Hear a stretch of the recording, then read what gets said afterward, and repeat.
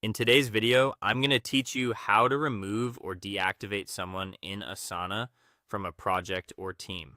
If you're tidying up access or wrapping up a collaboration, knowing the right way to remove someone in Asana helps keep your workspace organized without losing important work.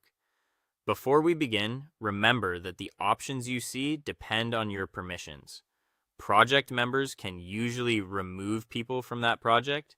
Team admins can remove people from a team, and only admins can deactivate a user's access to the entire organization. With that in mind, let's walk through the process clearly and confidently. Start by opening Asana and navigating to the exact place where the person is currently added. That could be a workspace, a specific team, or an individual project. Use the sidebar to pick the correct area, and if you work across multiple organizations, double check your profile menu to confirm you're in the right one. You'll only be able to remove someone where they're actually a member, so landing in the right spot matters. Next, open the members or sharing settings. In a project, look for the share button or the project header where you can see who has access. In a team or workspace, open the settings and find the members or people section. This is where Asana lists everyone who currently has access along with their roles. Now, locate the person you want to remove. If the list is long, use any available search or filtering to find them quickly.